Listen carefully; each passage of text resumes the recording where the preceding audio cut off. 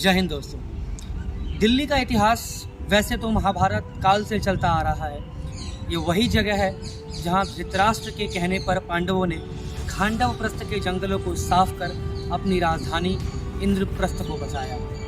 आज इस जगह पर पुराना किला स्थित है जिसे शेरशाह सूरी द्वारा बनवाया गया था। और हाँ, अगर आपने हमारे पुराने वीडियोस को नहीं देखा है तो ऊपर आई बटन शो हो रहा है, आप क्लिक करके दिल्ली के पुराने शहरों के बारे में जान सकते हैं। आपको याद होगा कि हमने दिल्ली के 7 शहरों को आपको दिखाने का जिम्मेवारी ली थी, जिसमें आज हम दिल्ली के 6ठे शहर यानी पुराना किला आए हैं।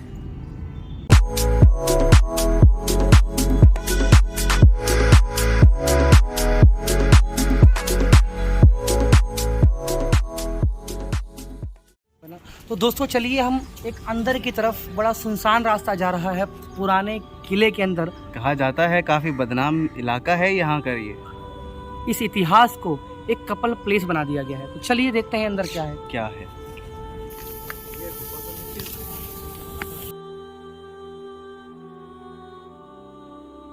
दोस्तों, फिरोज शाह तुगलक के बाद जितने भी शासक हुए वो सब बेहद कमज़ोर थे, जिसकी वजह से तुगलक वंश का अंत होता है और दिल्ली पर सैयद वंश की स्थापना होती है। सैयदों के बाद दिल्ली में लोधी वंश की स्थापना होती है, जो दिल्ली से राजधानी को आगरा लेकर जाते हैं। अब यहाँ राजधानी आगरा है, लेकिन इस दौरान साल 1526 में जब मुगलों का आक्रमण होता है और पानीपत की पहली लड़ाई होती है, उस वक्त आखिरी लोधी राजा इब्राहिम लोधी बाबर के हाथों मारा जाता है, हराया जाता है। अब बाबर ने अपना मुगल वंश स्थापित किया।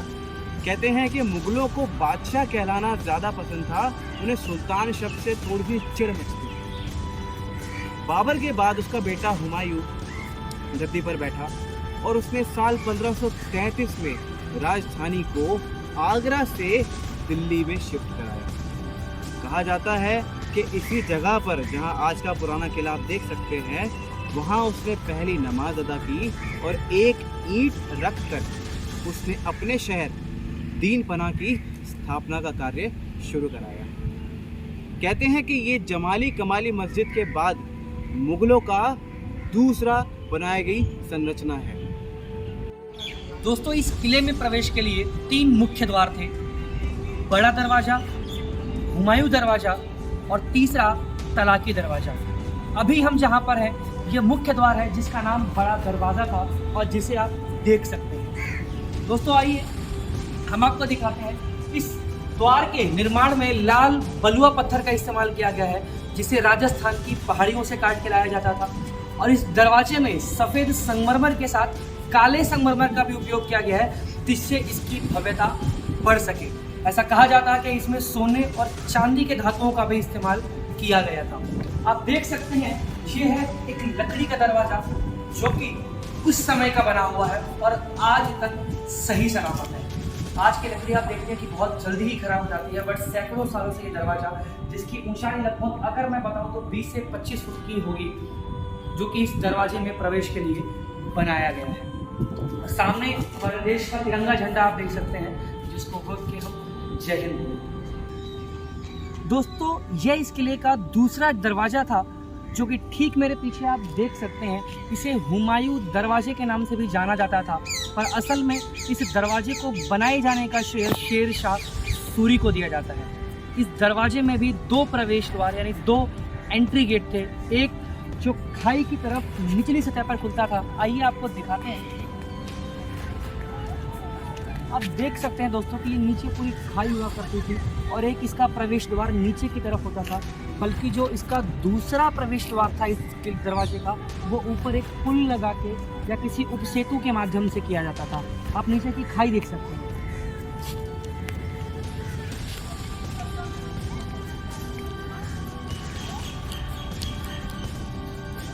और आप देख सकते हैं कि लोग यहाँ पे घूमने भी आ रहे हैं।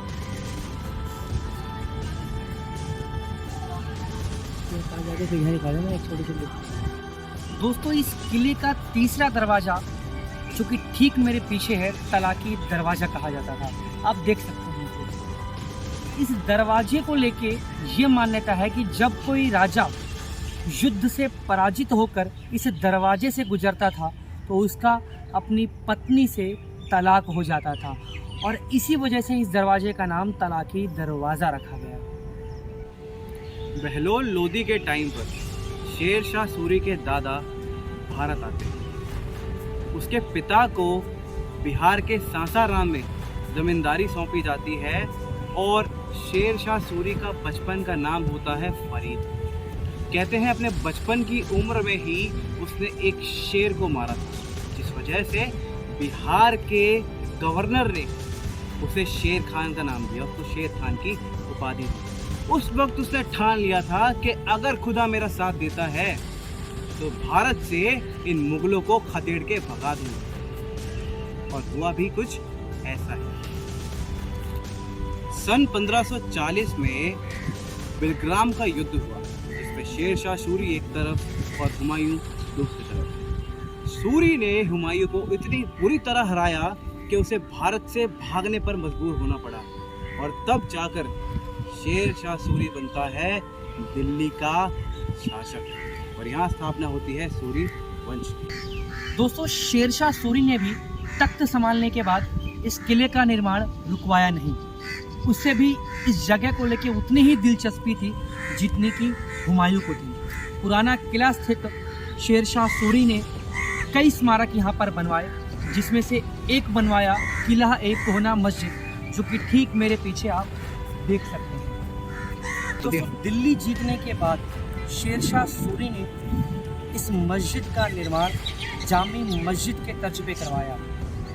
हर शुक्रवार को शेरशाह सूरी अपने लोगों के साथ किला ए कोहना मस्जिद में आके नमाज अदा किया करता था। ऐसा कहा जाता है कि इस मस्जिद की भव्यता बहुत सुंदर बनाना चाहता था शेरशाह सूरी, जिस वजह से इसके निर्माण में सफ़ेद संगमरमर, काले संगमरमर और सोने चांदी जैसी धातुओं का भी इस्तेमाल किया गया। दोस्तों, इस मस्जिद के ठीक सामने एक हौज है जो कि काफ़ी बाद के समय में बनाया गया है। इसे 1907 में अफ़गानी सिराज उल मिल्लत के द्वारा बनवाया गया। इस मस्जिद का निर्माण पठानी और लोधी स्थापत्य का एक उत्तम उदाहरण है। ज़मीन से गुंबद की ऊंचाई करीब 60 फीट है और चौड़ाई 44 फीट है। इस मस्जिद में 5 आर्च युक्त दरवाजे हैं, जिसमें केंद्रीय दरवाज़ा सबसे ऊंचा है और केंद्रीय दरवाजे में खूबसूरत राजस्थानी झरोखे का प्रयोग किया गया है, जिसे आप देख सकते हैं। इस मस्जिद में 3 गुंबद थे, जिसमें केंद्रीय गुंबद ही सिर्फ अब बचा हुआ है। गुंबद के ऊपर कमल और कलश भी है। तो दोस्तों, मेरे पीछे जो इमारत आप देख रहे हैं, इसे कहते हैं शेर मंडल। इसका निर्माण कार्य शुरू कराया था शेरशाह सूरी ने, लेकिन इसको पूरा कराया हुमायूं ने। दोस्तों, कहते हैं कि इस जगह का निर्माण वेधशाला के तौर पर और पुस्तकालय के तौर पर किया गया। कहते हैं कि यहाँ पर जो बादशाह है वो तारों की और सितारों की गणना किया करता था, उनका अध्ययन किया करता था। शेरशाह सूरी को हराने के बाद साल 1555 में जब हुमायूं वापस दिल्ली की गद्दी पर बैठा तो उसने इसको कंप्लीट करवाया, इसका कार्य पूरा करवाया। कहते हैं उसके अगले साल ही इस्लामिक कैलेंडर का 3रा महीना पड़ा, जिसमें कुछ ऐसे संयोग बन रहे थे कि बादशाह तारों को देखना चाहता था, उनकी स्थिति को जानना चाहता था। तो वो उसकी 3री मंजिल पर गया। अब आप लोग यहाँ पे ध्यान से देख सकते हैं कि जो मेरे पीछे इमारत है, ये 3 मंजिला इमारत है और इस पर कई सारे मेहराब हैं। हर मंजिल पे 8 मेहराब बनाए गए हैं और सीढ़ियाँ आपको इसकी छत तक पहुँचाएंगी। तो बादशाह भी छत पर पहुँचा। जैसे ही वो नीचे आने वाला था, उसे अजान सुनाई दी। अजान सुनाई दी तो वो नमाज के सजदे में नीचे बैठ गया और नमाज अदा करने लगा। लेकिन जैसे ही बादशाह खड़ा हुआ और वो सीढ़ियों की तरफ बढ़ने लगा, उसका पैर फिसल गया और वो सीढ़ियों पर गिर गया। बादशाह के सर में चोट लगने की वजह से उसके 3 दिन बाद हुमायूं की मौत हो जाती है।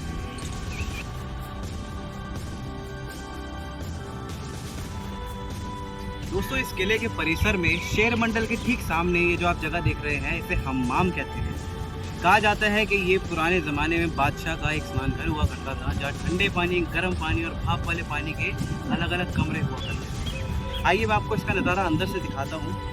ये देखिए, इसकी सीढ़ियाँ हैं, आप देख सकते हैं सर। आइए अंदर से।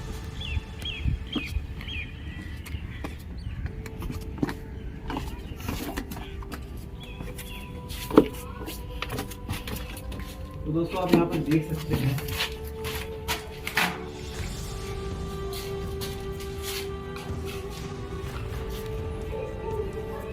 और दोस्तों आप यहाँ ये भी देख सकते हैं कि यहाँ भी किसी ने छोड़ा नहीं है। यहाँ भी लोगों ने इसमें अपनी जागीरदारी सौंप दी है, अपने अपने नाम लिख दिए हैं, अपने प्यार का इजहार किया है। यहाँ कहा जाता है कि इस जगह को इस तरीके से बनाया गया था कि प्रॉपर नालियों का सिस्टम हुआ करता था, जो हम आपको भी ऊपर ले जाकर दिखाएंगे, जिसके थ्रू पानी प्रॉपर तरीके से बहा करता था।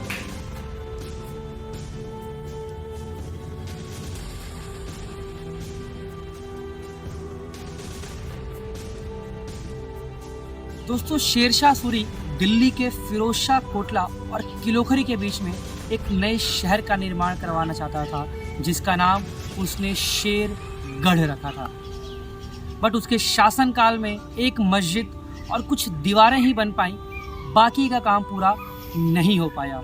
उन दीवारों में आज भी 2 दरवाजे बचे हुए हैं, जो कि ठीक एक दरवाज़ा इस पुराने किले के सामने है, जिसे शेरशाह दरवाजे के नाम से जाना जाता है, और दूसरा दिल्ली का खूनी दरवाज़ा। 1556 में हुमायूं की मौत के बाद उसका 13 साल का बेटा अकबर पंजाब में था, जिस बात का फ़ायदा उठाकर सूरी शासक आदिल शाह सूरी ने आगरा पर आक्रमण किया और उसे जीत लिया। फिर उसकी लालसा बढ़ी, वो दिल्ली की ओर बढ़ा। आदिल शाह का जो सेनापति था, जिसका नाम था हेमू, उसने मुगलों से लड़ाई की और उसने दिल्ली पे अपना आधिपत्य स्थापित किया। कहा जाता है वो दिल्ली का आखिरी हिंदू शासक था। लेकिन उससे कुछ समय बाद ही अकबर वापस आया और उसने हेमू के साथ पानीपत की दूसरी लड़ाई लड़ी और उसको हराकर अकबर ने फिर से मुगल साम्राज्य की स्थापना की।